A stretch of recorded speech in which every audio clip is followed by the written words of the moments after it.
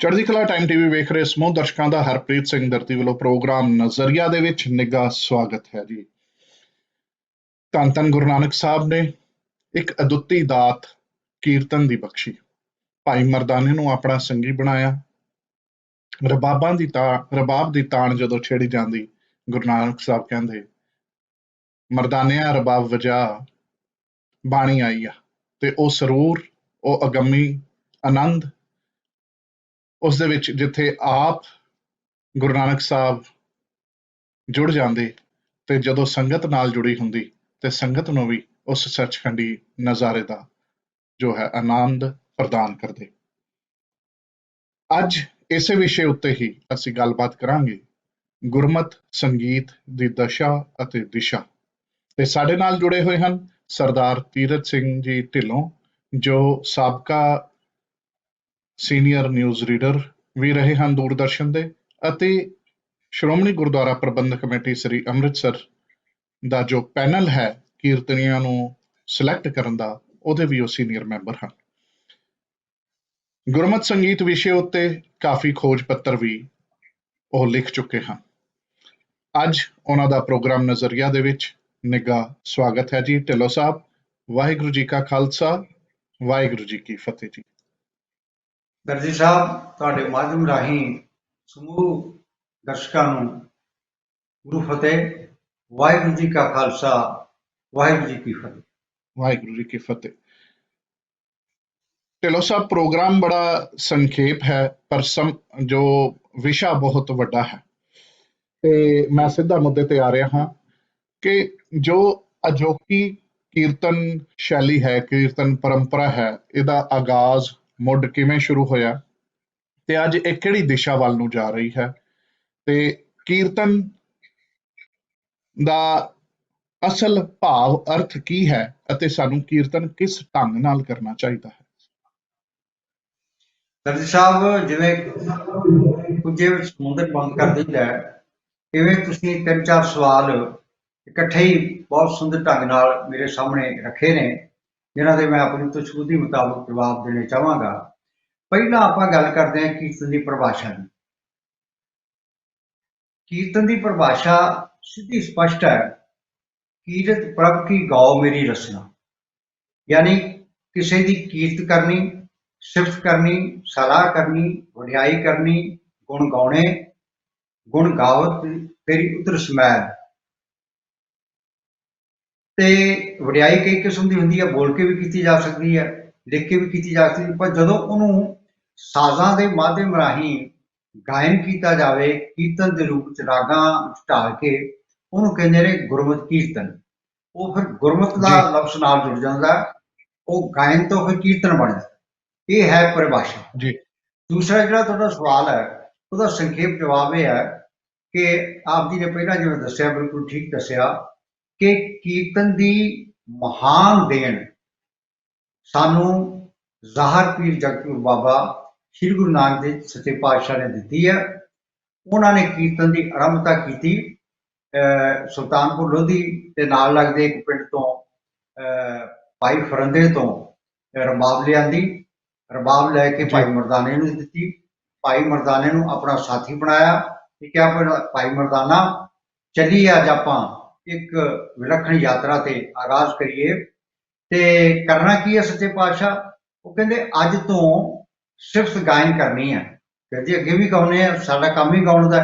ਉਹ ਕਹਿੰਦੇ ਨਹੀਂ, ਕਿਸੇ ਮਨੁੱਖ ਦੀ ਸਿਫਤ ਨਹੀਂ ਗਾਇਨ ਕਰਨੀ, ਬਲਕਿ ਜਿਹਨੇ ਮਨੁੱਖ ਇਹ ਸ੍ਰਿਸ਼ਟੀ ਸਾਜੀ ਹੈ, ਸਾਜਣਹਾਰਾ ਸੱਚਾ ਪਾਤਸ਼ਾਹ, ਕਾਲ ਪੁਰਖ, ਜੋ ਵੀ ਨਾਮ ਉਹਦਾ ਲੈ ਲਓ, ਈਸ਼ਵਰ ਪ੍ਰਭੂ, ਉਹਦੀ ਸਿਫਤ ਗਾਇਨ ਕਰਨੀ ਹੈ ਤੇ ਜਗ ਜਲੰਦੇ ਨੂੰ ਆਪਣੀ ਕਿਰਪਾ ਧਾਰ ਕੇ ਰੱਖਣ ਦਾ ਯਤਨ ਕਰਨਾ ਹੈ।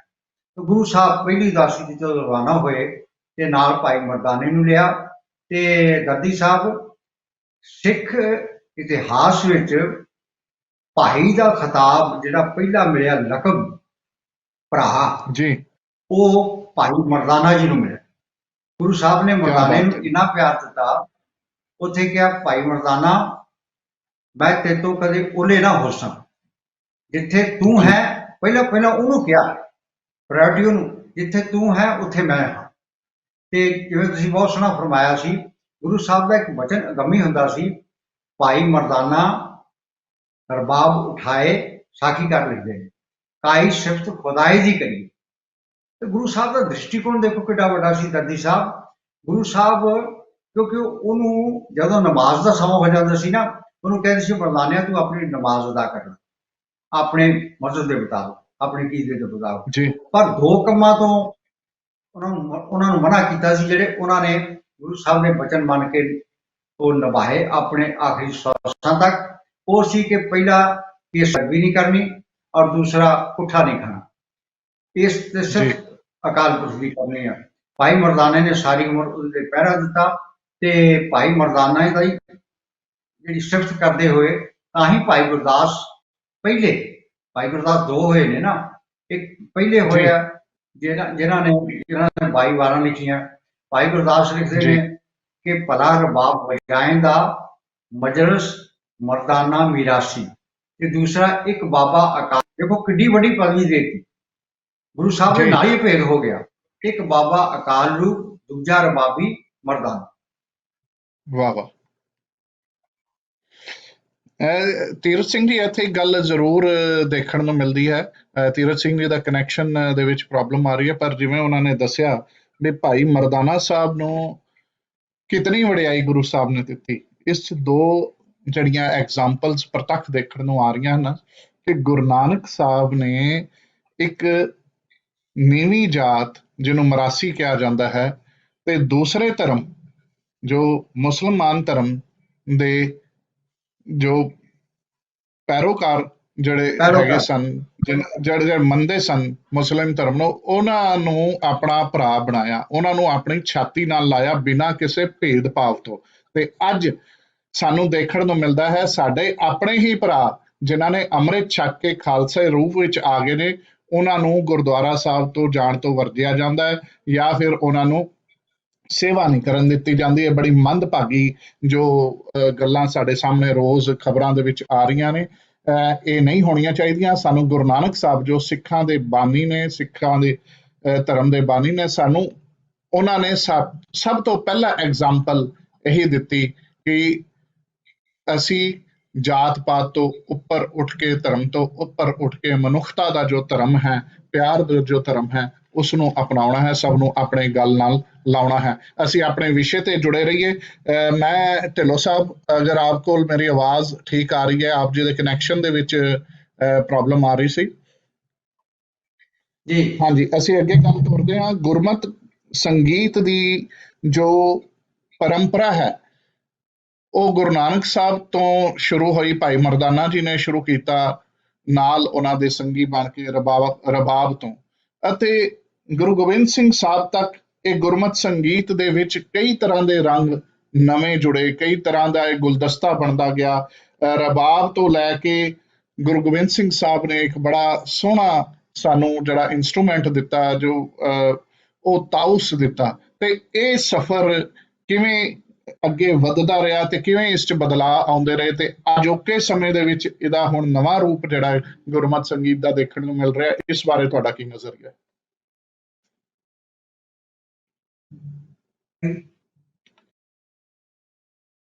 ਹਾਂਜੀ ਢਿੱਲੋਂ ਸਾਹਿਬ।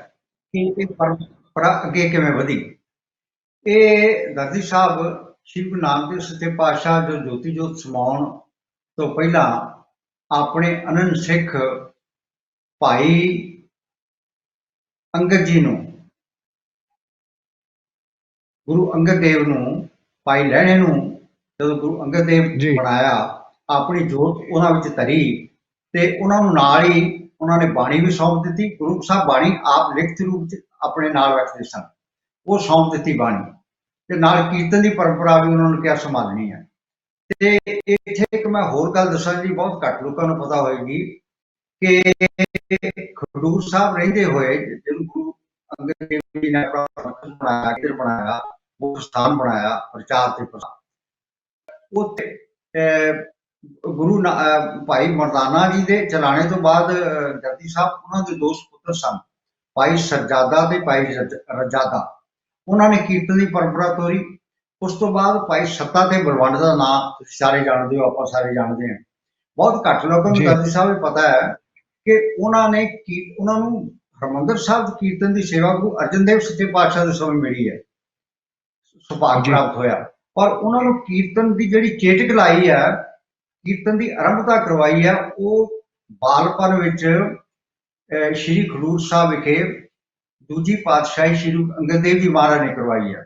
ਦੋਨੇ ਜੀ ਚਚੇਰੇ ਭਰਾ ਸਨ ਤੇ ਉਹ ਗੁਰੂ ਸਾਹਿਬ ਕੋਲ ਆਏ ਤੇ ਗੁਰੂ ਸਾਹਿਬ ਨੇ ਕਿਹਾ ਕੀ ਕਰਦੇ ਹੁੰਦੇ ਹੋ? ਕਹਿੰਦੇ ਜੀ ਸਾਡਾ ਕੰਮ ਹੀ ਡੂਮਾਂ ਦਾ ਗਾਉਣਾ ਵਜਾਉਣਾ ਹੈ। ਗੁਰੂ ਸਾਹਿਬ ਨੇ ਕਿਹਾ ਕੀਰਤਨ ਕਰਿਆ ਕਰੋ। ਕਹਿੰਦੇ ਜੀ ਬਾਣੀ ਨਹੀਂ ਆਉਂਦੀ। ਗੁਰੂ ਸਾਹਿਬ ਨੇ ਕਿਹਾ ਅੱਛਾ ਤੁਸੀਂ, ਉਹਨਾਂ ਦਾ 3 ਸਾਲ ਦਾ ਫਰਕ ਸੀ ਆਪਸੀ ਚ। ਉਹ ਕਹਿੰਦੇ 3 ਸਾਲ ਜੀ ਬਾਅਦ ਆਏ ਹੋ ਤੁਸੀਂ। 3 ਸਾਲ ਬਾਅਦ ਉਹ ਗਏ ਤੇ ਗੁਰੂ ਸਾਹਿਬ ਨੇ 5 ਅੰਤਰਦ੍ਰਿਸ਼ਟੀ ਨਾਲ ਉਹਨਾਂ ਦੇ ਅੱਖਾਂ ਤੇ ਛਿੱਟੇ ਮਾਰੇ, ਜਲ ਦੇ ਛਿੱਟੇ, ਯਾਨੀ ਜੀ ਤਰੌਂਕੀ ਦਾ ਜਲ, ਤੇ ਉਹਨਾਂ ਨਾਲ ਦਿਵ ਦ੍ਰਿਸ਼ਟੀ ਜਿਹੜੀ ਸੀ ਉਹਨਾਂ ਦੀ ਖੁੱਲ ਗਈ ਤੇ ਬਾਣੀ ਉਹਨਾਂ ਨੂੰ ਜਿਹੜੀ ਉਹ ਅਗੰਮੀ ਫਿਰ ਜਿਹੜਾ ਝਰਨਾ ਉਹਨਾਂ ਦੇ ਅੰਦਰ ਵਹਿ ਤੁਰਿਆ। ਤੇ ਗੁਰੂ ਸਾਹਿਬ ਨੇ ਉੱਥੋਂ ਉਹਨਾਂ ਨੂੰ ਕੀਰਤਨ ਜਿਹੜਾ ਭਾਈ ਸੱਤਾ ਤੇ ਬਲਵੰਡ ਨੇ, ਉਹਨਾਂ ਦੀ ਵਾਰ ਵੀ ਇੱਕ ਦਰਜ ਹੈ ਨਾ ਗੁਰੂ ਗ੍ਰੰਥ ਸਾਹਿਬ ਵਿੱਚ, ਭਾਈ ਸੱਤਾ ਤੇ ਬਲਵੰਡ ਦੀ ਵਾਰ। ਭਾਈ ਸੱਤਾ ਤੇ ਬਲਵੰਡ ਨੇ ਕੀਰਤਨ ਦੀ ਆਰੰਭਤਾ ਦੂਜੀ ਪਾਤਸ਼ਾਹੀ ਵੇਲੇ ਕੀਤੀ ਹੈ ਤੇ ਸਾਰੀ ਤੇ ਹਜ਼ੂਰੀ ਕੀਰਤਨੀਆ ਹੋਣ ਦਾ ਮਾਣ ਉਹਨਾਂ ਨੂੰ ਸ਼੍ਰੀ ਗੁਰੂ ਅਰਜਨ ਦੇਵ ਜੀ ਮਹਾਰਾਜ ਨੇ ਆਪਣੇ ਸੰਗ ਬਖਸ਼ਿਆ। ਫਿਰ ਆਪਾਂ ਗੱਲ ਕਰੀਏ ਵਾਹ ਜੀ ਵਾਹ। ਤੀਸਰੀ ਪਾਤਸ਼ਾਹੀ, ਤੁਸੀਂ ਸਫ਼ਰ ਪੁੱਛਿਆ ਸੀ ਅੱਗੇ ਕਿੱਦਾਂ ਹੁੰਦਾ ਗਿਆ। ਤੀਜੀ ਪਾਤਸ਼ਾਹੀ ਵੇਲੇ ਵੀ ਹੈ, ਚੌਥੀ ਪਾਤਸ਼ਾਹੀ ਵੇਲੇ ਵੀ ਆ, ਫਿਰ ਆ ਗਈ ਪੰਜਵੀਂ ਪਾਤਸ਼ਾਹੀ। ਪੰਜਵੀਂ ਪਾਤਸ਼ਾਹੀ ਵੇਲੇ ਸ਼ਾਇਦ ਸਿੱਖਾਂ ਕੋਲ ਕੀਰਤਨ ਦੀ ਦਾਤ ਨਾ ਆਉਂਦੀ ਕਿਉਂਕਿ ਰਬਾਬੀਆਂ ਕੋਲ ਹੀ ਰਹਿਣੀ ਸੀ। ਰਬਾਬੀ ਰਾਗ ਦੇ ਧਨੀ ਸਨ। ਇੱਕ ਘਟਨਾ ਹੋਈ ਸੀ ਭਾਈ ਸੱਤਾ ਬਲਵੰਡ ਦੀ, ਆਪਾਂ ਫਿਰ ਕਿਤੇ ਜ਼ਿਕਰ ਕਰਾਂਗੇ। ਉਹਨਾਂ ਨੇ ਕੀਰਤਨ ਕਰਨ ਤੋਂ ਨਾ ਕਰ ਦਿੱਤੀ ਤੇ ਨਹੀਂ ਆਏ। ਗੁਰੂ ਸਾਹਿਬ ਆਪ ਦੇ ਸੰਗਤਾਂ ਨੂੰ ਨਾਲ ਲੈ ਕੇ ਗਏ ਤੇ ਉਹਨਾਂ ਨੇ ਕੁਝ ਕਬੋਲ ਬੋਲੇ ਤੇ ਗੁਰੂ ਸਾਹਿਬ ਨੇ ਉਹਨਾਂ ਨੂੰ ਬਹੁਤ ਦੁਖੀ ਮਨ ਨਾਲ ਕੁਝ ਗੱਲਾਂ ਕਹੀਆਂ ਕਿ ਤੁਸੀਂ ਸਤਿਗੁਰੂ ਨਾਨਕ ਸੱਚੇ ਪਾਤਸ਼ਾਹ ਵੱਡੇ ਸਤਿਗੁਰਾਂ ਦੇ ਸਤਿਕਾਰ ਵਿੱਚ ਬੇਅਦਬੀ ਕੀਤੀ ਹੈ ਤੇ ਤੁਹਾਨੂੰ ਐਸਾ ਰੋਗ ਹੋਵੇਗਾ ਜਿਉਂ ਪੱਕਾ ਰੋਗੀ ਵੀ ਲੜਾਏ, ਤੇ ਤੁਹਾਡੀ ਜਿਹੜਾ ਫਰਮਾਇਸ਼ ਕਰੇਗਾ ਸਾਡੇ ਕੋਲ ਉਹਦਾ ਵੀ ਅਸੀਂ ਜਿਹੜਾ ਉਹਨੂੰ ਦੰਡ ਦੇਵਾਂਗੇ। ਤੋ ਲਿਹਾਜ਼ਾ ਫੇਰ ਕਿਤੇ ਗੱਲ ਸਾਂਝੀ ਕਰਾਂਗੇ ਕਿਵੇਂ ਹੁਣ ਉਹ ਗੱਲ ਹੋਈ। ਪਰ ਉਸ ਦੌਰਾਨ ਜਿੰਨੇ ਦੇ ਹਰਿਮੰਦਰ ਸਾਹਿਬ ਕੀਰਤਨ ਨਹੀਂ ਹੋਇਆ, ਗੁਰੂ ਅਰਜਨ ਦੇਵ ਸੱਚੇ ਪਾਤਸ਼ਾਹ ਨੇ ਕਿਹਾ ਰਾਗੀ ਨਾਦੀ ਬੇਦੀ ਵਾ ਭਾਂਤ ਕਰਨੀ ਹਰ ਹਰ ਪੀਜੇ ਰਾਮ ਰਾਜੇ। ਕੋਈ ਸੰਗਤ ਕਹਿੰਦੀ ਸਾਨੂੰ ਰਾਗ ਨਹੀਂ ਆਉਂਦੇ, ਗੁਰੂ ਸਾਹਿਬ ਕਹਿੰਦੇ ਮੈਂ ਤੁਹਾਡੇ ਨਾਲ ਜੁੜਨਾ, ਤੁਸੀਂ ਮੇਰੇ ਨਾਲ ਜੁੜੋ, ਆਓ ਆਪਾਂ ਕੀਰਤਨ ਕਰੀਏ। ਤੋ ਉਹ ਜਿਹੜਾ ਵਿੱਚ ਗੈਪ ਪਿਆ, ਉਹ ਇੱਕ ਘਟਨਾ ਦੇ ਰਾਹੀਂ ਗੁਰੂ ਸਾਹਿਬ ਦਾ ਆਪਣਾ ਹੀ ਕ੍ਰਿਸ਼ਮਾ ਸੀ ਕਿ ਸਿੱਖਾਂ ਨੂੰ ਕੀਰਤਨ ਦੀ ਦਾਤ ਗੁਰੂ ਸਾਹਿਬ ਨੇ ਝੋਲੀ 'ਚ ਪਾਈ। ਫਿਰ ਭਾਈ ਸੱਤਾ ਦੇ ਬਲਵੰਡ ਵੀ ਮੰਨ ਗਏ। ਫਿਰ ਗੁਰੂ ਸਾਹਿਬ ਨੇ ਉਹਨਾਂ ਨੂੰ ਬਖਸ਼ ਦਿੱਤਾ ਕਿਉਂਕਿ ਸਤਿਗੁਰੂ ਬਖਸ਼ਣ ਦਾ ਸਦਾ ਆਪਾਂ ਭੁੱਲਣਹਾਰ ਦੇ ਗੁਰੂ ਬਖਸ਼ਣ ਦਾ, ਤੇ ਗੁਰੂ ਸਾਹਿਬ ਨੇ ਉਹਨੂੰ ਬਖਸ਼ ਦਿੱਤਾ ਤੇ ਫਿਰ ਦੁਬਾਰਾ ਆ ਕੇ ਉਹਨਾਂ ਨੇ ਕੀਰਤਨ ਆਰੰਭ ਕੀਤਾ। ਤੇ ਦਰਦੀ ਸਾਹਿਬ ਉਹਨਾਂ ਨੇ ਫਿਰ ਇੱਕ ਸਾਜ਼ ਗੁਰੂ ਅਰਜਨ ਦੇਵ ਜੀ ਨੇ ਸਰੰਦਾ ਜਿਹੜਾ ਸੀ, ਇਹ ਦਿਲਰਬਾ ਦੂਸਰਾ ਸਾਜ਼ ਹੈ, ਤੀਸਰਾ ਤਾਨਪੂਰਾ। ਬੇਸਿਕ ਸਾਜ਼ ਜਿਹੜਾ ਕੀਰਤਨ ਚ ਵਰਤਿਆ ਜਾਂਦਾ ਹੈ, ਰੇਡੀਓ ਤੇ ਟੈਲੀਵਿਜ਼ਨ ਤੇ ਜਦੋਂ ਟੈਸਟ ਲਿਆ ਜਾਂਦਾ, ਅਸੀਂ ਹਰਿਮੰਦਰ ਸਾਹਿਬ ਦੀ ਜਦੋਂ ਟੈਸਟ ਲੈਂਦੇ ਹਾਂ, ਬੇਸਿਕ ਸਾਜ਼ ਤਾਨਪੂਰਾ ਹੈ। ਅੱਜ ਕੱਲ੍ਹ ਤਾਂ ਮੈਨੂਅਲ ਤਾਨਪੂਰਾ ਨਹੀਂ ਦੱਸਦਾ, ਉਹਦੀ ਜਗ੍ਹਾ ਅੱਜ ਕੱਲ੍ਹ ਇਲੈਕਟ੍ਰੋਨਿਕ ਆ ਗਿਆ ਜਿਹੜਾ ਆਪਣੇ ਆਪ ਸੁਰ ਹੁੰਦਾ। ਇਹ ਜਿਹੜਾ ਲੱਕੜ ਦਾ ਬਣਿਆ ਹੋਇਆ ਤਾਨਪੂਰਾ, ਉਹਨੂੰ ਸੁਰ ਕਰਨਾ ਬਹੁਤ ਮੁਸ਼ਕਲ ਹੈ ਤੇ ਉਹਦੇ ਨਾਲ ਕੋਈ ਵਿਰਲਾ ਰਾਗੀ 100 ਤੋਂ ਕੋਈ 2% ਹੀ ਗਾ ਸਕਦੇ ਨੇ, ਉਹਦੇ ਨਾਲ ਸੁਰ ਕਰਨਾ ਬੜਾ ਮੁਸ਼ਕਲ ਹੁੰਦਾ ਹੈ। ਤਾਂ ਗੁਰੂ ਇੱਕ ਇਹ ਸਰੰਦਾ ਆ ਗਿਆ। ਫਿਰ ਬਾਬਾ ਸ਼ਾਮ ਸਿੰਘ ਜੀ ਹੋਏ ਨੇ ਇੱਕ ਆਟਾ ਮੰਡੀ ਵਾਲੇ, ਉਹਨਾਂ ਨੇ ਦਰਦੀ ਸਾਹਿਬ 78 ਸਾਲ ਨਿਰੰਤਰ ਮੀਂਹ ਜਾਵੇ ਹਨੇਰੀ ਜਾਵੇ ਸ਼੍ਰੀ ਹਰਿਮੰਦਰ ਸਾਹਿਬ ਸੱਚਖੰਡ ਸ਼੍ਰੀ ਹਰਿਮੰਦਰ ਸਾਹਿਬ ਵਿਖੇ ਸਰੰਦੇ ਨਾਲ 3 ਪਹਿਰੇ ਦੀ ਚੌਂਕੀ, ਜਿਹੜੀ ਪਹਿਲੀ ਚੌਂਕੀ, ਇਹਦੇ ਤੇ ਆਪਾਂ ਫੇਰ ਗੱਲ ਕਰਾਂਗੇ ਕਿੰਨੀਆਂ ਚੌਂਕੀਆਂ ਹਰਿਮੰਦਰ ਸਾਹਿਬ ਚੱਲਦੀਆਂ ਨੇ। 9 ਚੌਂਕੀਆਂ ਲੱਗਦੀਆਂ ਨੇ। ਪਹਿਲੀ ਚੌਂਕੀ ਜਿਹੜੀ ਹੁੰਦੀ ਆ ਆਰੰਭਤਾ ਜਦੋਂ ਆਪਣਾ ਫਰਸ਼ ਸਾਫ਼ ਕੀਤਾ ਜਾਂਦਾ ਹੈ, ਉਹ ਕੀਤੀ ਜਾਂਦੀ ਹੈ, ਗੁਰੂ ਗ੍ਰੰਥ ਸਾਹਿਬ ਦਾ ਪ੍ਰਕਾਸ਼ ਨਹੀਂ ਉੱਥੇ ਹੁੰਦਾ। ਉਹ 3 ਪਹਿਰੇ ਦੀ ਚੌਕੀ ਹੁੰਦੀ ਹੈ, 2 ਵਜੇ ਆਰੰਭ ਹੁੰਦੀ ਹੈ, 2 ਤੋਂ ਲੈ ਕੇ 3:20 ਤੱਕ। 3:20 ਤੇ ਫਿਰ ਆਸਾ ਕੀ ਵਾਰ ਦੀ ਚੌਕੀ ਆਰੰਭ ਹੁੰਦੀ ਹੈ। ਤਾਂ ਇਸ ਤਰ੍ਹਾਂ ਫਿਰ ਆ ਗਿਆ ਸਰੰਦਾ। ਸਰੰਦੇ ਤੋਂ ਬਾਅਦ ਫਿਰ ਥੋੜਾ ਜਿਹਾ ਮੋੜ ਆਇਆ ਜਦੋਂ 6ਵੇਂ ਪਾਤਸ਼ਾਹ ਮੀਰੀ ਪੀਰੀ ਦੇ ਮਾਲਕ, ਉਹਨਾਂ ਨੇ ਭਗਤੀ ਦੀ ਸ਼ਕਤੀ ਦਾ ਸੁਮੇਲ ਕੀਤਾ। ਉਹਨਾਂ ਨੇ ਫਿਰ ਕਿਹਾ ਵੀ ਐਸੇ ਸੰਗੀਤ ਦੀ ਵੀ ਲੋੜ ਹੈ ਜਿਹੜਾ ਕੌਮ ਵਿੱਚ ਅਧਿਆਤਮਵਾਦ ਦੇ ਨਾਲ ਜੋਸ਼ ਵੀ ਭਰ ਸਕੇ ਤੇ ਜ਼ੁਲਮ ਦੇ ਟਾਕਰੇ ਲਈ ਖਾਲਸੇ ਦਾ ਯਾਨੀ ਸਿੱਖਾਂ ਦਾ ਖੂਨ ਖੋਲੇ, ਉਹਨਾਂ ਅੰਦਰ ਜਜ਼ਬਾ ਐਸਾ ਪੈਦਾ ਹੋਵੇ। ਉਹਨਾਂ ਨੇ ਫਿਰ ਢਾਡੀ ਵਾਰ ਜਿਹੜੀ ਪਰੰਪਰਾ ਢਾਡੀ ਕਲਾ ਜਿਹੜੀ ਸੀ ਉਹਨੂੰ ਭਾਈ ਨੱਥਾ ਤੇ ਅਬਦੁੱਲਾ, ਜਿਵੇਂ ਭਾਈ ਸੱਤਾ ਦੇ ਬਲਵੰਡ ਹੈ ਨਾ ਜੀ, ਜਿਵੇਂ ਭਾਈ ਨੱਥਾ ਤੇ ਅਬਦੁੱਲਾ ਪਹਿਲੇ ਢਾਡੀ ਹੋਏ ਨੇ ਸਿੱਖ ਪੰਥ ਦੇ, ਜਿਨ੍ਹਾਂ ਨੂੰ ਅਸੀਸ ਦੇ ਕੇ ਸ੍ਰੀ ਗੁਰੂ ਹਰਗੋਬਿੰਦ ਸਾਹਿਬ ਮਹਾਰਾਜ ਛੇਵੇਂ ਪਾਤਸ਼ਾਹ ਮੀਰ ਪੀਰ ਦੇ ਮਾਲਕ ਨੇ ਵਡ ਜੋਧਾ व ਪਰਉਪਕਾਰੀ, ਉਹਨਾਂ ਨੇ ਇਹ ਪਰੰਪਰਾ ਤੋਰੀ। ਸਾਰੰਗੀ ਵੀ ਆ ਗਈ। ਹੁਣ ਦੇਖੋ ਨਾ ਤੁਸੀਂ ਰਬਾਬ ਤੋਂ ਗੱਲ ਸ਼ੁਰੂ, ਰਬਾਬ, ਦਿਲਰਬਾ ਤੇ ਸਰੰਦਾ ਤੇ ਤਾਊ ਆਪਣਾ ਸਾਰੰਗੀ, ਤੇ ਅੱਗੇ ਚੱਲਦੇ ਚੱਲਦੇ ਫਿਰ ਆਉਂਦਾ ਤਾਨਪੁਰਾ ਵਿੱਚ ਆ ਗਿਆ, ਫਿਰ ਗੁਰੂ ਗੋਬਿੰਦ ਸਿੰਘ ਸਾਹਿਬ ਤੱਕ ਆ ਗਿਆ। ਗੁਰੂ ਗੋਬਿੰਦ ਸਿੰਘ ਸੱਚੇ ਪਾਤਸ਼ਾਹ, ਬਹੁਤ ਘੱਟ ਲੋਕਾਂ ਨੂੰ ਇਸ ਦੀ ਜਾਣਕਾਰੀ ਹੈ ਕਿ ਜਿੱਥੇ ਉਹ ਬਹੁਤ ਵੱਡੇ ਜਥੇਬੰਦਕ ਆਗੂ ਸਨ, ਇਨਕਲਾਬੀ ਸਨ, ਜਰਨੈਲ ਸਨ, ਦਾਨਸ਼ਵਰ ਸਨ, ਚਿੰਤਕ ਸਨ, ਬੁੱਧੀਜੀਵੀ ਸਨ, ਮਹਾਨ ਸ਼ਾਇਰ ਸਨ, ਅਨੇਕਾਂ ਗ੍ਰੰਥਾਂ ਦੀ ਰਚਨਾ ਕੀਤੀ, ਬਾਣੀ ਰਚੀ, ਔਰ ਨਿਮਾਣਿਆਂ ਦੇ ਮਾਣ ਤੇ ਜ਼ੁਲਮ ਦੇ ਖਿਲਾਫ ਲੜਨ ਵਾਲੇ ਬਹਾਦਰ ਜਰਨੈਲ ਸਨ, ਯੋਧੇ ਸਨ। ਉੱਥੇ ਉਹ ਇੱਕ ਬਹੁਤ ਹੀ ਉੱਚ ਕੋਟੀ ਦੇ ਕੀਰਤਨਕਾਰ ਤੇ ਸੰਗੀਤਕਾਰ ਸਨ। ਗੁਰੂ ਸਾਹਿਬ ਨੇ ਜਿਹੜੀ ਬਾਣੀ ਰਚੀ ਹੈ ਉਹ ਆਪ ਗਾਇਨ ਕਰਦੇ ਸਨ, ਔਰ ਉਹਨਾਂ ਨੇ, ਜਿਵੇਂ ਤੁਸੀਂ ਠੀਕ ਫਰਮਾਇਆ ਪਹਿਲਾਂ, ਦਿਲਰਬਾ ਨੂੰ ਮੋਰ ਦਾ ਪੰਖ ਲਾ ਕੇ ਉਹ ਇੱਕ ਸਾਜ਼ ਬਣਦਾ ਹੈ, ਉਹਨੂੰ ਕਹਿੰਦੇ ਨੇ ਤਾਊਸ। ਉਹ ਵਜਾਉਣਾ ਬੜਾ ਔਖਾ ਹੈ। ਤੁਹਾਡੇ ਪਟਿਆਲਾ ਸ਼ਹਿਰ ਦੇ ਹੋਏ ਨੇ ਮਹੰਤ ਗੱਜਾ ਸਿੰਘ ਜੀ, ਇਹਨਾਂ ਨੂੰ ਮਹਾਰਾਜਾ ਭੁਪਿੰਦਰ ਸਿੰਘ ਲੈ ਕੇ ਆਏ ਸੀ। ਉਹਨਾਂ ਨੂੰ ਬਾਦਸ਼ਾਹ ਕਿਹਾ ਜਾਂਦਾ ਹੈ ਤਾਊਸ ਦਾ ਹਿੰਦੁਸਤਾਨ ਵਿੱਚ, ਉਹਨਾਂ ਨਾਲ ਦਾ ਕੋਈ ਤਾਊਸ ਵਜਾਉਣ ਵਾਲਾ ਹੋਇਆ ਨਹੀਂ। ਇਹ ਗੁਰੂ ਗੋਬਿੰਦ ਸਿੰਘ ਸਾਹਿਬ ਦੀ ਬਖਸ਼ਿਸ਼ ਹੈ। ਗੁਰੂ ਸਾਹਿਬ ਆਪ ਸ਼ਬਦ ਗਾਇਨ ਕਰਦੇ ਸਨ, ਸੰਗਤ ਸਰਵਣ ਕਰਦੀ ਸੀ, ਔਰ ਜਿਹੜਾ ਮਿੱਤਰ ਪਿਆਰੇ ਨੂੰ ਹਾਲ ਮੁਰੀਦਾਂ ਦਾ ਕਹਿਣਾ, ਦੇਖੋ ਗੁਰੂ ਗੋਬਿੰਦ ਸਿੰਘ ਸਾਹਿਬ ਦੀ ਕਿੰਨੀ ਵੱਡੀ ਦੇਣ ਹੈ। ਗਰਦੀ ਸਾਹਿਬ, ਇਹ ਸ਼ਬਦ ਨੂੰ ਇਹ ਬੜੇ ਇੱਕ ਖਾਸ ਢੰਗ ਨਾਲ ਗਾਉਣਾ ਹੈ, ਆਮ ਧੁਨ ਚ ਨਹੀਂ ਗਾਉਣਾ। ਉੱਤੇ ਲਿਖਿਆ ਹੋਇਆ ਹੈ ਖਿਆਲ ਪਾਤਸ਼ਾਹੀ ਦਸਵੀਂ, ਮਿੱਤਰ ਪਿਆਰੇ ਨੂੰ ਹਾਲ ਮੁਰੀਦਾਂ ਦਾ ਕਹਿਣਾ। ਇਹਨੂੰ ਖਿਆਲ ਅੰਗ ਹੈ ਕਲਾਸੀਕਲ ਦਾ, ਸ਼ਾਸਤਰੀ ਸੰਗੀਤ ਦਾ, ਹਿੰਦੁਸਤਾਨੀ ਕਲਾਸੀਕੀ ਮੌਸੀਕੀ ਦਾ, ਇਹਨੂੰ ਉਸ ਅੰਗ ਵਿੱਚ ਗਾਉਣਾ। ਤੇ ਵਿਰਲੇ ਜਿਹੜੇ ਮਿਹਨਤ ਕਰਦੇ ਨੇ ਰਾਗੀ, ਉਹਨਾਂ ਨੇ ਖਿਆਲ ਗਾਇਕੀ ਸਿੱਖੀ ਹੈ ਤੇ ਉਹ ਇਹਨੂੰ ਉਸੇ ਤਰੀਕੇ ਨਾਲ ਗਾਇਨ ਕਰਦੇ ਆ। ਤੇ ਇਸ ਤਰ੍ਹਾਂ ਰਬਾਬ ਤੋਂ ਲੈ ਕੇ 10ਵੇਂ ਪਾਤਸ਼ਾਹ ਤੱਕ ਵੱਖ-ਵੱਖ ਸਾਜ਼ਾਂ ਦਾ ਪ੍ਰਯੋਗ ਹੁੰਦਾ ਗਿਆ। ਔਰ ਇਹ ਜਿਹੜਾ ਹਾਰਮੋਨੀਅਮ ਹੈ ਨਾ ਜਿਹਦੇ ਨਾਲ ਹੁਣ ਕੀਰਤਨ ਹੁੰਦਾ ਹੈ ਦਰਦੀ ਸਾਹਿਬ, ਇਹ ਤਾਂ ਹਿੰਦੁਸਤਾਨੀ ਸਾਜ਼ ਨਹੀਂ, ਇਹ ਬਹੁਤ ਬਾਅਦ ਵਿੱਚ ਜਰਮਨੀ ਤੋਂ ਆਇਆ ਸਾਜ਼ ਹੀ ਹੈ। ਇਹ ਜਰਮਨ ਸਾਜ਼ ਹੈ। ਤੇ ਪੱਖੇ ਨਾਲ ਇਹ ਚੱਲਦਾ। ਬਾਕੀ ਜਿਹੜੇ ਗਜ਼ਲਾਂ ਵਜਾਏ ਜਾਂਦੇ ਹਨ ਸਾਜ਼ ਪਹਿਲੇ, ਇਹ ਪੱਖੇ ਨਾਲ ਹਵਾ ਆਉਂਦੀ ਹੈ, ਉਹਦੇ ਨਾਲ ਇਹ ਵੱਜਦਾ, ਵਜਾਉਣ ਨੂੰ ਸੌਖਾ ਹੈ। ਇਸ ਕਰਕੇ ਹੁਣ ਇਹ ਪ੍ਰਚਲਿਤ ਹੋ ਗਿਆ। ਬਾਕੀ ਸਾਜ਼ ਜਿਹੜੇ ਅਲੋਪ ਹੁੰਦੇ ਜਾ ਰਹੇ ਆ। ਪਰ ਅਸੀਂ ਕਹਿ ਕੇ, ਡਾਕਟਰ ਗੁਰਨਾਮ ਸਿੰਘ ਜੀ ਸਾਡੇ ਪਰਮ ਮਿੱਤਰ, ਉਹ ਤੁਹਾਡੇ ਵੀ ਮਿੱਤਰ ਨੇ, ਅਸੀਂ ਸਾਰਿਆਂ ਨੇ ਪ੍ਰੋਫੈਸਰ ਕਰਤਾਰ ਸਿੰਘ ਜੀ ਦੀ ਯਤਨ ਕਰਕੇ ਇਹ ਬੇਨਤੀ ਕੀਤੀ ਸੀ, ਜਿਹੜੀ ਪ੍ਰਵਾਨ ਕੀਤੀ ਸ਼੍ਰੋਮਣੀ ਗੁਰਦੁਆਰਾ ਪ੍ਰਬੰਧਕ ਕਮੇਟੀ ਦੇ ਅਹੁਦੇਦਾਰਾਂ ਨੇ।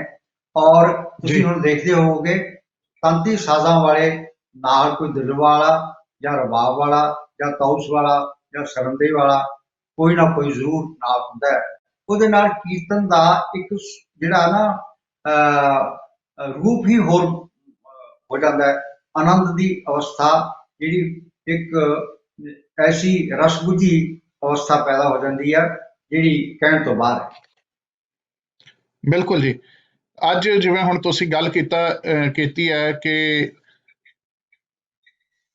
ਸਾਜ਼ ਬਦਲ ਗਏ ਨੇ, ਹਾਰਮੋਨੀਅਮ ਨੇ ਬੜੇ ਵੱਡੇ ਪੱਧਰ ਤੇ ਜੋ ਹੈ ਤੰਤੀ ਸਾਜ਼ਾਂ ਦੀ ਥਾਂ ਲੈ ਲਈ ਹੈ ਤੇ ਤੰਤੀ ਸਾਜ਼ ਲੋਕੀ ਵਿਸਰਦੇ ਜਾ ਰਹੇ ਨੇ। ਪਰ ਇੱਕ ਉਦਮ ਜੋ ਸ਼ਲਾਘਾਯੋਗ ਸ਼੍ਰੋਮਣੀ ਕਮੇਟੀ ਵੱਲੋਂ ਆਪ ਸਭ ਦੀ ਰਿਕੁਐਸਟ ਉੱਤੇ ਜਿਹੜਾ ਉਹ ਕੀਤਾ ਗਿਆ ਕੁਝ ਸਾਲ ਪਹਿਲੇ ਕਿ ਨਾਲ ਇੱਕ ਰਬਾਬੀ ਜਾਂ ਜਿਹੜੇ ਵੀ ਤੰਤੀ ਸਾਜ਼ ਵਜਾਉਣ ਵਾਲੇ ਸਿੰਘ ਨੇ ਉਹ ਨਾਲ ਜ਼ਰੂਰ ਬੈਠਦੇ ਨੇ ਕੀਰਤਨੀਆਂ ਦੇ।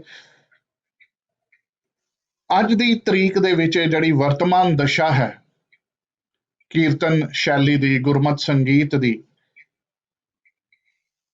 ਉਸ ਤੋਂ ਕੀ ਤੁਸੀਂ ਸੰਤੁਸ਼ਟ ਹੋ? ਇਹ ਕਿਹੜੀ ਨਵੀਂ ਦਿਸ਼ਾ ਵੱਲ ਜਾ ਰਹੀ ਹੈ ਜਾਂ ਕੀ ਅਸੀਂ ਆਪਣੇ ਪੁਰਾਤਨ ਜਿਹੜੇ ਸਾਜ਼ ਹਨ ਜਾਂ ਜਿਹੜੀ ਪੁਰਾਤਨ ਵਿਰਾਸਤ ਹੈ, ਜਿਸ ਢੰਗ ਨਾਲ ਪਹਿਲੇ ਕੀਰਤਨ ਹੋਇਆ ਕਰਦਾ ਸੀ, ਕੀ ਅਸੀਂ ਉਸ ਨੂੰ ਦੁਬਾਰਾ ਰਿਵਾਈਵ ਕਰਾ ਪਾਵਾਂਗੇ, ਉਹਨੂੰ ਬਚਾ ਪਾਵਾਂਗੇ?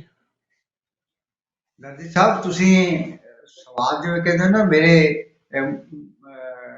ਕੋਲੋਂ ਖੋਹ ਲਿਆ, ਮੇਰੇ ਮੂੰਹ ਤੋਂ ਖੋਹ ਲਿਆ।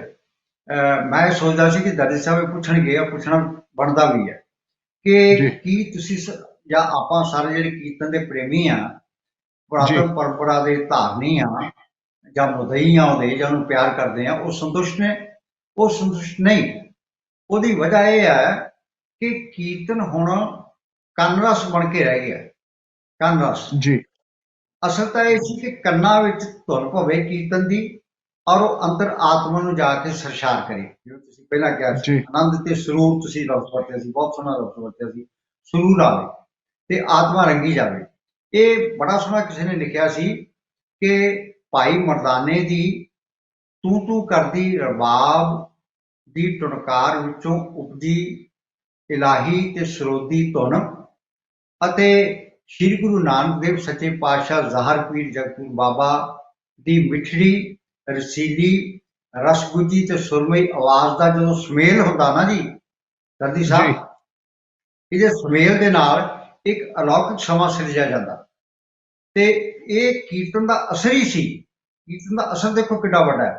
ਇਹ ਕੀਰਤਨ ਦਾ ਜੀ ਅਸਰ ਸੀ ਕਿ ਕੌਡੇ ਵਰਗੇ ਰਾਖਸ਼, ਸੱਜਣ ਵਰਗੇ ਠੱਗ ਬਿਰਤੀ ਦੇ ਬੰਦੇ, ਔਰ ਨੂਰ ਸ਼ਾਹ ਵਰਗੀਆਂ ਜਾਦੂਗਰਨੀਆਂ ਤੇ ਵਲੀ ਕੰਧਾਰੀ ਵਰਗੇ ਹੰਕਾਰੀ ਜਿਹੜੇ ਸੀ, ਤਪਦੇ ਹੰਕਾਰ ਵਿੱਚ ਸੜ ਪੁੱਜ ਰਹੇ, ਉਹ ਵੀ ਨੇਕ ਤੇ ਕਾਮਿਲ ਇਨਸਾਨ ਬਣ ਗਏ ਜਦੋਂ ਉਹਨਾਂ ਦੇ ਮਨਾਂ ਦੇ ਉੱਤੇ ਕੀਰਤਨ ਰੂਪੀ ਬਾਰਿਸ਼ ਦੀਆਂ ਬੂੰਦਾਂ ਪਈਆਂ। ਇਸ ਕਰਕੇ ਜੀ ਕੀਰਤਨ ਨੂੰ ਉੱਠਾ ਛੇਵਰ ਲਾਏ, ਇਹਨੂੰ ਮੀਂਹ ਨਾਲ ਤਸ਼ਬੀਹ ਦਿੱਤੀ ਜਾਂਦੀ ਹੈ। ਤੋ ਗੱਲ ਮੈਂ ਉੱਥੇ ਜੀ ਲਿਆਉਣਾ ਹੈ ਕਿ ਹੁਣ ਕੰਨ ਰਸ ਬਣ ਕੇ ਰਹਿ ਗਿਆ। ਬੜਾ ਦੁੱਖ ਹੁੰਦਾ ਹੈ ਉਸ ਵੇਲੇ ਜਦੋਂ ਪਾਪੂਲਰ ਤਰਜ਼ਾਂ ਦੇ ਉੱਤੇ ਸਸਤੀ ਸ਼ੋਹਰਤ ਲੈਣ ਲਈ। ਅੱਛਾ, ਇੱਕ ਹੋਰ ਹੋ ਗਿਆ, ਕੀਰਤਨ ਅੱਜ ਕੱਲ੍ਹ ਦੇਖਣ ਦੀ ਚੀਜ਼ ਬਣਦਾ ਜਾ ਰਿਹਾ। ਗਾਂਧੀ ਸਾਹਿਬ, ਤੁਸੀਂ ਵੀ ਦੇਖਿਆ ਹੋਊਗਾ, ਤੁਸੀਂ ਏਡਾ ਵੱਡਾ ਚੈਨਲ ਚਲਾ ਰਹੇ ਹੋ, ਜਦੋਂ ਦੁਨੀਆ ਭਰ ਵਿੱਚ ਨਾਂ ਹੈ, ਬੜੀ ਸੇਵਾ ਕਰ ਰਿਹਾ ਸਾਡਾ ਇਹ ਚੜ੍ਹਦੀ ਕਲਾ ਟਾਈਮ ਟੀਵੀ। ਤੁਹਾਡੇ ਸਤਿਕਾਰਯੋਗ ਪਿਤਾ ਜੀ, ਤੁਸੀਂ ਸਾਰੇ ਬਹੁਤ ਵੱਡੀ ਸੇਵਾ ਕਰ ਰਹੇ ਹੋ। ਦੇਖੋ, ਇੱਕ ਸ਼ਬਦ ਵੱਜ ਰਿਹਾ, ਸ਼ਬਦ ਰਾਗੀ ਜੀ ਗਾਇਨ ਕਰ ਰਿਹਾ, ਉਹ ਰਾਗੀ ਦਾ ਵਿੱਚ ਕਿਤੇ ਕਿਤੇ ਗਲਿੰਪਸ ਜਿਹਾ ਆਉਂਦਾ ਹੈ, ਕਿਤੇ ਝਰਨੇ ਚੱਲ ਰਿਹਾ, ਕਿਤੇ ਤੇ ਬਿਲਕੁਲ ਭੌਰੇ ਜੀ, ਬਿਲਕੁਲ। ਜਾਂ ਸਰਦਾਰ ਤੀਰਥ ਸਿੰਘ ਜੀ, ਮੈਂ ਦੁਬਾਰਾ ਵਿਸ਼ੇ ਤੇ ਆਵਾਂਗਾ ਕਿਉਂਕਿ ਸਮਾਂ ਇਸ ਇਜਾਜ਼ਤ ਤਰ੍ਹਾਂ ਨਹੀਂ ਦੀ ਦੇ ਰਿਹਾ। 2 ਮਿੰਟ ਸਾਡੇ ਕੋਲ, 2 ਮਿੰਟ ਬੱਚੇ ਨੇ। 2 ਮਿੰਟ ਦੇ ਵਿੱਚ ਮੇਰਾ ਇੱਕ ਬਹੁਤ ਜ਼ਰੂਰੀ ਸਵਾਲ ਜਿਹੜਾ ਹੈਗਾ ਕਿ ਇਹ ਜਿਹੜੇ ਜੀ ਗੁਰਮਤ ਸੰਗੀਤ ਦੀ ਪਰੰਪਰਾ, ਸਾਡੀ ਇਤਨੀ ਮਹਾਨ ਵਿਰਾਸਤ ਹੈ, ਉਸ ਨੂੰ ਬਹਾਲ ਕਰਨ ਲਈ ਕੋਈ ਯਤਨ ਹੋ ਰਹੇ ਹਨ, ਜਾਂ ਉਸ ਦੀ ਪਰੰਪਰਾ ਦੀ ਬਹਾਲੀ ਲਈ ਕੀ ਕਰਨਾ ਚਾਹੀਦਾ ਹੈ? ਇਹ ਦਰਸ਼ਕਾਂ ਨਾਲ ਆਪਣਾ ਨਜ਼ਰੀਆ ਤੁਸੀਂ ਸਾਂਝਾ ਕਰੋ ਜੀ। ਬਹੁਤ ਸੰਖੇਪ ਰੂਪ ਮੈਂ ਦਰਜੀ ਸਾਹਿਬ, ਤੁਸੀਂ ਕਿਹਾ ਸਮਾਂ ਬੜਾ ਘੱਟ ਹੈ, ਇਹਦੇ ਲਈ ਯਤਨ ਬੜੇ ਨਿਰੰਤਰ ਹੋ ਰਹੇ ਨੇ। ਜਿਹੜੇ ਕੀਰਤਨ ਦੇ ਕਦਰਦਾਨ ਹੈ, ਲੱਕ ਬੰਨ ਕੇ ਲੱਗੇ ਹੋਏ ਨੇ।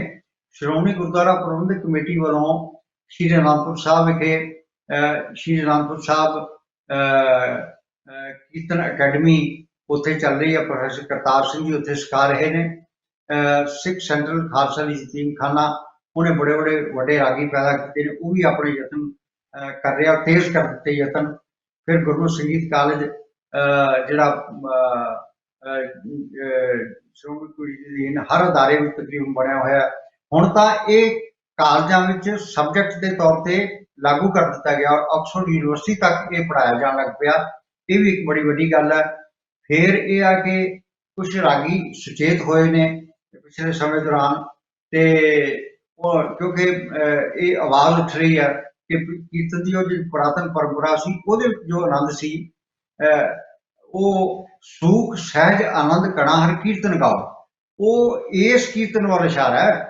ਸੂਖ ਸਹਿਜ ਆਨੰਦ ਕਣਾ ਤਦ ਮਿਲੇਗਾ ਜਦ ਗੁਰੂ ਪਰੰਪਰਾ ਦੇ ਮੁਤਾਬਕ ਰਾਗ ਨਾਦ ਸ਼ਬਦ ਸੋਹਣੇ ਜਾਂ ਧਨ ਸੁਰਾਗ ਸਰੰਗੜੇ ਜਿਤ ਅਲਾਪਤ ਸਭ ਤਿਖ ਜਾਏ।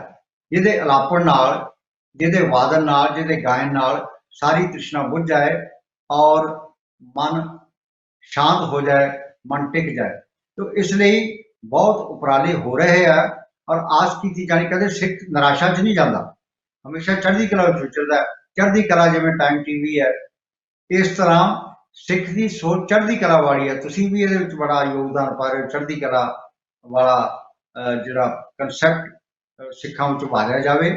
ਤੋ ਸਿੱਖ ਇਸ ਆਸ ਨਾਲ, ਗੁਰੂ ਕਾ ਸਿੱਖ ਅੱਜ ਵੀ ਅਰਦਾਸ ਕਰਦਾ ਕਿ ਸੱਚੇ ਪਾਤਸ਼ਾਹ ਸਾਨੂੰ ਉਹ ਕੀਰਤਨ ਸਰਵਣ ਕਰਨ ਨੂੰ ਮਿਲੇ, ਰਾਗੀ ਸਿੰਘਾਂ ਤੇ ਕਿਰਪਾ ਹੋਵੇ। ਅਸਲ ਵਿੱਚ ਰਾਗੀਆਂ ਦੇ ਵੀ ਕੋਈ ਕਸੂਰ ਨਹੀਂ। ਮੈਂ ਇੱਕ ਗੱਲ ਕਹਿ ਕੇ ਸਮਾਪਤੀ ਕਰਨੀ ਚਾਹੁੰਦਾ, ਰਾਗੀ ਕੀਰਤਨ ਉਹੋ ਜਿਹਾ ਕਰਨਾ ਚਾਹੁੰਦੇ ਆ, ਪਰ ਸੰਗਤ ਜਿਹੜੀ ਆ ਨਾ, ਉਹਨਾਂ ਨੂੰ ਕਿਉਂਕਿ ਉਹਦੀ ਸਮਝ ਨਹੀਂ ਰਾਗਾਂ ਦੀ, ਇਸ ਕਰਕੇ ਉਹ ਕਹਿੰਦੇ ਜੀ ਵੀ ਉਦਾਂ ਦਾ ਰਾਗੀ ਲਿਆਓ ਜਿਹੜਾ ਮਤਲਬ ਪੱਕਾ ਰਾਗ ਨਾ ਗਾਵੇ। ਉਹ ਕਹਿੰਦੇ, ਮੈਂ ਉਹਨਾਂ ਨੂੰ ਕਹਿੰਦਾ ਹੁੰਦਾ ਵੀ ਤੁਸੀਂ ਹਰ ਗੱਲ ਵਿੱਚ ਤਾਂ ਪਕਿਆਈ ਚਾਹੁੰਦੇ ਹੋ, ਪੱਕਾ ਰੰਗ ਨਹੀਂ, ਬਈ ਲਾਲੇ ਨੂੰ ਕਹਿੰਦੇ ਆ ਕੱਚੀ ਚੀਜ਼ ਰੋਟੀ ਨਹੀਂ ਆਪਾਂ ਖਾਂਦੇ, ਅੱਧ ਪੱਕੀ ਚੀਜ਼ ਨਹੀਂ ਖਾਂਦੇ, ਵਾਅਦੇ ਨੂੰ ਵੀ ਆਪਾਂ ਕਹਿੰਦੇ ਪੱਕਾ। ਤੇ ਜਦੋਂ ਗੁਰਬਾਣੀ ਸੁਣੀ ਜਾਂ ਰਾਗ ਸੁਣੋ, ਉਦੋਂ ਕਿਉਂ ਕਹਿੰਦੇ ਵੀ ਕੱਚਾ ਤਾਂ ਨਹੀਂ ਕਹਿੰਦੇ, ਪਰ ਪੱਕਾ ਰਾਗ ਨਾ ਗਾਵੇ। ਪੱਕਾ ਰਾਗ ਹੀ ਤਾਂ ਬਾਣੀ ਆ। ਫਿਰ ਰਾਗਾਂ ਤੋਂ ਬਿਨਾਂ ਰਾਗੀ ਸ਼ਬਦ ਕਿੱਥੋਂ ਬਣਿਆ? ਰਾਗ ਤੋਂ। ਜਿਹਨੂੰ ਰਾਗ ਆਉਂਦਾ ਉਹ ਰਾਗੀ ਹੈ। ਇਸ ਕਰਕੇ ਦਰਜੀ ਸਾਹਿਬ ਆਪਾਂ ਨੂੰ ਹੋਪਫੁਲ ਹੋਣਾ ਚਾਹੀਦਾ, ਔਰ ਸਤਿਗੁਰੂ ਕਿਰਪਾ ਕਰਨਗੇ। ਗੁਰੂ ਸੱਚੇ ਪਾਤਸ਼ਾਹ ਆਪ ਹੀ ਜਿਵੇਂ ਕਿਹਾ ਨਾ ਕਿ ਸੁਣੀ ਅਰਦਾਸ ਸੁਆਮੀ ਮੇਰੇ, ਸਰਬ ਕਲਾ ਬਣ ਆਈ, ਪ੍ਰਗਟ ਪਈ ਸਗਲੇ ਜੁਗੰਤਰ, ਗੁਰੂ ਨਾਨਕ ਕੀ ਵਡਿਆਈ। ਗੁਰੂ ਨਾਨਕ ਕੀ ਵਡਿਆਈ ਆਪ ਲਾਉਣਗੇ, ਬਿਲਕੁਲ ਜੀ, ਔਰ ਆਪ ਹੀ ਕਿਰਪਾ ਕਰਕੇ ਇਸ ਪਰੰਪਰਾ ਨੂੰ ਸੁਰਜੀਤ ਕਰਨ ਵਿੱਚ ਜੋ ਜਥੇਬੰਦੀਆਂ, ਜੋ ਵਿਅਕਤੀ ਜੋ ਲੱਗੇ ਹੋਏ ਨੇ, ਤਕਰੀਬਨ ਮੈਂ ਦਰਦੀ ਸਾਹਿਬ ਨੇ ਵੀ ਬਹੁਤ ਸ਼ਾਬਾਸ਼ ਦਿੱਤੀ ਸੀ, ਸਤਿਕਾਰਯੋਗ ਵੱਡੇ ਦਰਦੀ ਸਾਹਿਬ ਨੇ 55 ਤੋਂ 60 ਦੇ ਕਰੀਬ ਮੈਂ ਖੋਜ ਪੱਤਰ ਲਿਖ ਚੁੱਕਾ, ਜਿਹਦੀ ਹੁਣ ਕਿਤਾਬ ਛਪ ਕੇ ਛੇਤੀ ਹੀ ਅਕਾਲ ਤਖਤ ਸਾਹਿਬ ਵੱਲੋਂ ਸਾਹਮਣੇ ਆਵੇਗੀ। ਤੋ ਉਹ ਆਪਾਂ ਵਾਰੀ-ਵਾਰੀ ਇਸ ਮਹਾਨ ਚੈਨਲ ਦੇ ਰਾਹੀਂ ਇਹ ਸਾਰੇ ਕਨਸੈਪਟ ਜਿਹੜੇ ਨੇ ਕੀਰਤਨ ਦੇ, ਉਹ ਆਪਾਂ ਜ਼ਰੂਰ ਜੀ, ਜ਼ਰੂਰ। ਮੈਂ ਹੁਣ ਢਿੱਲੋਂ ਸਾਹਿਬ, ਤੁਹਾਡੇ ਕੋਲ ਜਿਹੜਾ ਹੈ ਨਾ ਖਜ਼ਾਨਾ ਹੈ, ਤੁਸੀਂ ਸਮੁੰਦਰ ਹੋ, ਤੁਹਾਡੇ ਕੋਲ ਇਤਨਾ ਗੱਲਾਂ ਕਰਨ ਵਾਲੀਆਂ ਨੇ। ਪ੍ਰੋਗਰਾਮ ਦਾ ਪਰ ਸਮਾਂ ਮੁੱਕ ਚੁੱਕਾ ਹੈ। ਮੈਂ ਦਰਸ਼ਕਾਂ ਨੂੰ ਦੱਸ ਦਿਆਂ ਵੀ ਅਸੀਂ ਢਿੱਲੋਂ ਸਾਹਿਬ ਨਾਲ ਜ਼ਰੂਰ ਇੱਕ ਪ੍ਰੋਗਰਾਮਾਂ ਦੀ ਸੀਰੀਜ਼ ਆਉਣ ਵਾਲੇ ਸਮੇਂ 'ਚ ਸ਼ੁਰੂ ਕਰਾਂਗੇ, ਜਿਸ ਦੇ ਵਿੱਚ ਗੁਰਮਤ ਸੰਗੀਤ ਸ਼ੈਲੀ ਪਰੰਪਰਾ, ਗੁਰਮਤ ਦੇ ਸੰਗੀਤ ਦੇ ਵੱਖ-ਵੱਖ ਜੋ ਅਨੋਖੇ ਰੰਗ ਨੇ, ਤੇ ਅਸੀਂ ਕਿਸ ਢੰਗ ਨਾਲ ਇਹਦਾ ਆਨੰਦ ਮਾਣ ਸਕਦੇ ਹਾਂ, ਉਹ ਜ਼ਰੂਰ ਇਹਨਾਂ ਤੋਂ ਅਸੀਂ ਸੁਣਾਂਗੇ, ਇਹਨਾਂ ਦੇ ਨਾਲ ਹੋਰ ਗੱਲਬਾਤ ਵੀ ਕਰਾਂਗੇ। ਪਰ ਹੁਣ ਸਮਾਂ ਇਜਾਜ਼ਤ ਨਹੀਂ ਦੇ ਰਿਹਾ। ਇੱਕੋ ਗੱਲ ਕਹਿ ਕੇ ਮੈਂ ਸਮਾਪਤੀ ਕਰਨੀ ਚਾਹੁੰਦਾ, ਫਤਿਹ ਬੁਲਾਉਣੀ ਚਾਹੁੰਦਾ। ਉਹ ਇਹ ਹੈ ਕਿ ਕਿਸੇ ਨੇ ਪੁੱਛਿਆ, ਜਗਿਆਸੂ ਨੇ ਗੁਰੂ ਸਾਹਿਬ ਨੂੰ ਪ੍ਰਸ਼ਨ ਕੀਤਾ ਕਿ ਗੁਰੂ ਸਾਹਿਬ ਜੀ, ਇਹ ਜਿਹੜਾ ਗ੍ਰਸਥ ਵਿੱਚ ਰਹਿੰਦੇ ਹੋਏ ਅਸੀਂ ਗ੍ਰਸਥੀ ਲੋਕ ਹੈ, ਤੇ ਸਾਨੂੰ ਦਰਬਾਰ ਪਦ ਦੀ ਪ੍ਰਾਪਤੀ ਕਿਵੇਂ ਹੋ ਸਕਦੀ ਹੈ? ਤੇ ਗੁਰੂ ਸਾਹਿਬ ਦਾ ਜਵਾਬ ਸੀ, ਕੀਰਤਨ ਤੇ ਆ ਕੇ ਉਹਨਾਂ ਨੇ ਗੱਲ ਜਿਹੜੀ ਮੁਕਾਈ ਔਰ ਫਰਮਾਇਆ ਕਿ ਅੰਦਨ ਕੀਰਤਨ, ਅੰਦਨ ਮਤਲਬ ਦਿਨ ਰਾਤ, ਅੰਦਨ ਕੀਰਤਨ ਕੇਵਲ ਬਖਾਨ, ਗ੍ਰਸਥ ਮੈਂ ਸੋਈ ਦਰਬਾਰ। ਜਿਹੜਾ ਗ੍ਰਸਥੀ ਹੁੰਦੇ ਹੋਏ, ਕੰਮਕਾਰ ਕਰਦੇ ਹੋਏ ਵੀ ਕੀਰਤਨ ਨਾਲ ਜੁੜਦਾ ਹੈ, ਹਰ ਕੀਰਤਨ ਸੁਣੇ ਹਰ ਕੀਰਤਨ ਗਾਵੇ, ਤਿਸ ਜਨ ਦੁਖ ਨਿਕਟ ਨਹੀਂ ਆਵੇ। ਇਹ ਕੀਰਤਨ ਐਸੀ ਦਾਤ ਹੈ, ਐਸਾ ਕੀਰਤਨ ਕਰਮਨ ਮੇਰੇ, ਇਹਾਂ ਉਹਾਂ ਜੋ ਕਾਮ ਤੇਰੇ। ਅਗਲੇ ਐਪੀਸੋਡ 'ਚ ਫਿਰ ਹੋਰ ਵਿਚਾਰ ਲੈ ਕੇ। ਥੈਂਕ ਯੂ ਜੀ, ਬਹੁਤ ਧੰਨਵਾਦ। ਹੁਣ ਆਪ ਜੀ ਦਾ ਬਹੁਤ ਧੰਨਵਾਦ ਜੀ। ਦਿਓ ਇਜਾਜ਼ਤ, ਪ੍ਰੋਗਰਾਮ ਦਾ ਸਮਾਂ ਜੋ ਹੋ ਚੁੱਕਾ ਹੈ। ਵੇਖਦੇ ਰਹੋ ਚੜ੍ਹਦੀ ਕਲਾ ਟਾਈਮ ਟੀਵੀ। ਅਗਲੇ ਪ੍ਰੋਗਰਾਮਾਂ ਦੇ ਵਿੱਚ ਫਿਰ ਜੁੜਾਂਗੇ, ਨਵੇਂ ਨਜ਼ਰੀਏ ਦੇ ਨਾਲ, ਨਵੇਂ ਤਜਰਬੇ ਨੂੰ ਆਪ ਜੀ ਨਾਲ ਸਾਂਝਾ ਕਰਾਂਗੇ। ਸਤਿ ਸ਼੍ਰੀ ਅਕਾਲ।